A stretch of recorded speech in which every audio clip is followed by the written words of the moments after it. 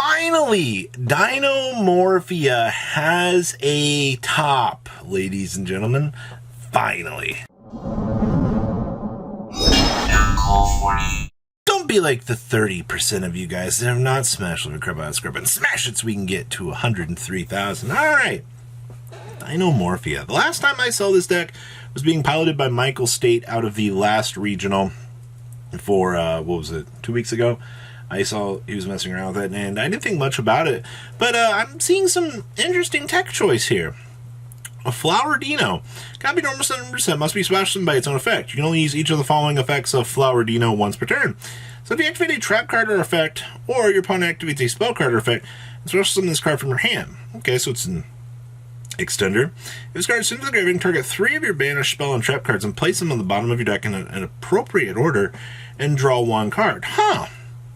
So this actually gives you recursion to load back up into the deck. Now, remember, Dinomorphia does not have their best card just yet. This is all basically just a stun-based engine process here of effectively doing what you need to do. So, we have triple copies of Diplos. This is the one that sends from the deck and then has the ability to float.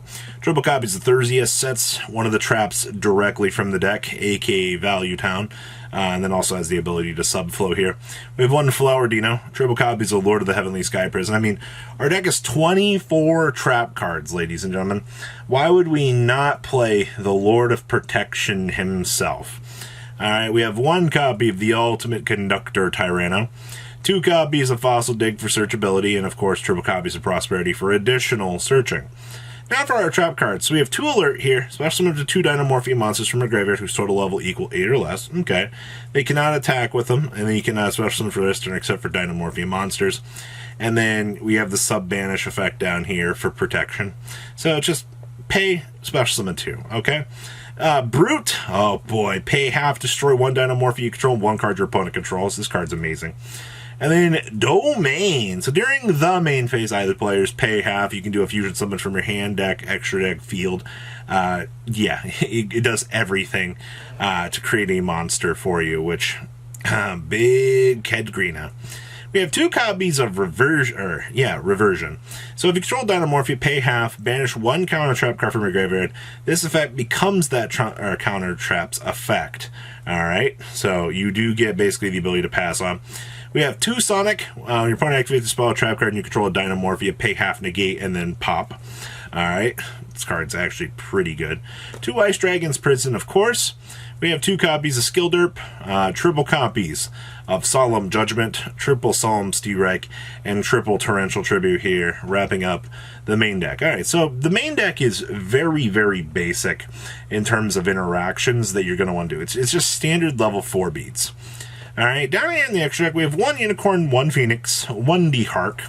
The cool thing is both of these are dark, by the way. Keep that in mind. We have 1 Axis Machine, 1 Chakanine, 1 Borbo, 1 Baguski, 1 Exciton Knight, 1 Vespinato, and 1 Zeus. Yeah, this thing says 2+ level 4 monsters to make. It's still going to be your best Exceed option. We have 2 copies of Stealth Bergrina. This card, not the biggest fan of it. And then we have triple Kingrina here. So remember, this is on 4K. This is attack equal to your life points. It's a 4K beat stick underneath. Skill drain. And then during the main phase, you can pay half your life points, banish a Dinomorphia and normal trap card from your graveyard, and then this effect becomes that effect. So technically, you can put out 2, or use Domain, make this, use the effect of Kingrina, to make another Domain and put 2 4K beat sticks on the field. As of this current point in time, cute little option trees for 500, ladies and gentlemen. Oh, God. It's just the little things that you can do with this deck. So that is Dinomorphia. Next up here is a DDD list. This was from Annie Evie here, blocking down a relatively high place finish for you guys. Now, we've seen a lot of DDD turning heads this format, and I think it's pretty important to take note of pretty much a lot of the cool innovations that DDEs are going through here. That way you can kind of keep an eye on how the player base is handling and adapting to these builds. Alright, so we have triple copies of Artifact Lancia, triple copies of Ash Blossom and Joyous Spring, triple copies of Griffin. This card's so busted. We have 1 Lamia, 1 Necroslime, 2 copies of Orthros, triple copies of Savant Copernicus, triple copies of Yield Savant Kepler, 1 Thomas the Tank Engine. We have, of course, triple copies of Swirl Slime, 1 copy of Device Typhon. We have 1 copy of the Abyss King Ragnarok, 2 copies of Ghost Ball in the Haunted Mansion, 1 copy of Dark Contract with Patent License, of course, triple copies of The Gate, 1 copy of Dark Contract with the Swamp King, 1 copy of 1 for 1, triple copies of Pyre's Map, 1 Headhunt, and triple copies of Infinite Impermanence. Down here in the extract, we have triple copies of Abyss King Gilgamesh, 1 Zeus, 1 Wave King Kaiser, 1 Big Wave King Kaiser, 1 copy of the Marksman King Tell, 2 copies of the Deviser King Deus Machina, 1 Curse King Siegfried, 1 Baron de Fleur, 1 King Diark, 2 Genghis, and 1 copy of Super Flame King Genghis. Side deck here, we have 1 Ghost Ball in the Haunted Mansion, triple copies of Space Rock, triple copies of Gamma, 1 copy of Driver, 1 Called by the Grave, triple Cosmic Cyclone, and triple copies of Lightning Storm here, wrapping up another little fun DD experience for you guys. And as I said, we're going to continue to see DDD be one of these roguish decks that can perform very, very well for a local scene, ladies and gentlemen. Next up here is Adventure Dragon Link. Okay, so we set up the Adventure package, right of Armisia setup token, and then you do Dragon Link combo while you have your Omni Negate set up, which means that my opponent can't Nibiru me, right? That's the whole point of playing this engine in Dragon Link, is this gives you a sub protection. All right, like your opponent can't do anything to you. Like, Dragon Link's greatest weakness was getting hand trapped off its butt and losing to Nibiru. Well, now that we've kind of found a way to circumvent that, here we go! So we have 2 copies of Apsara Outer Dragon, 1 copy of the Black Dragon Collapse Serpent, triple copies of Black Metal Dragon, 1 copy of Destrudo, triple copies of Effect Veiler, 1 Fairy Tale Snow. Yeah, I see fun shenanigans in this deck. We have triple copies of Ghost Ogre. This hand trap right now has gained a lot of popularity. Being able to pop the Faithful Adventure is really good.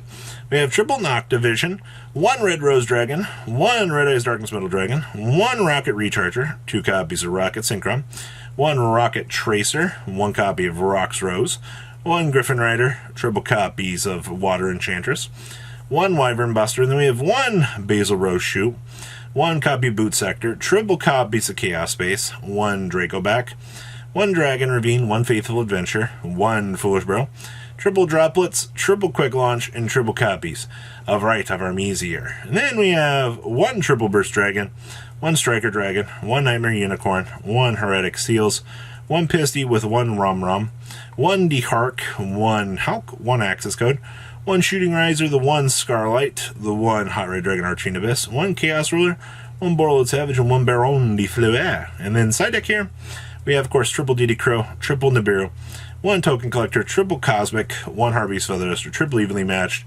and 1 copy of Red Rebuto here. Wrapping up Adventure the Engine. And the last list we have for you guys here, bum bum bum, this is actually Mystic Mine with a Golden Lord in it. So we have triple copies of Amano Iwano, 1 Eldritch the Golden Lord, triple copies of Planet Pathfinder, 2 copies of Silent Wabi.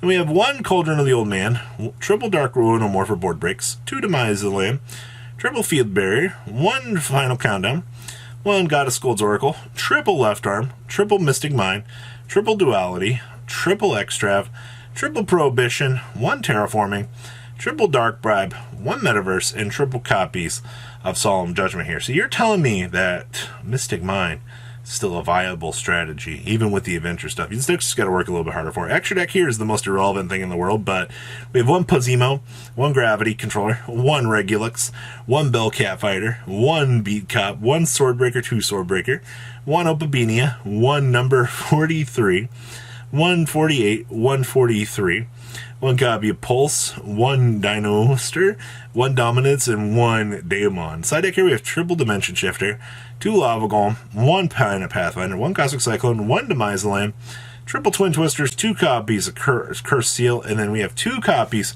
of Royal Decree here, wrapping up this chunk of deck profiles for you guys. Anything really catch your attention here? Because there's a lot of cool options available for you guys. So guys, leave a comment down below, make sure you guys smash the crap out of that subscribe button so you guys don't miss out on more awesome content. And I'll see your beautiful faces back here later on the day, guys. Peace out. Patrons, thank you.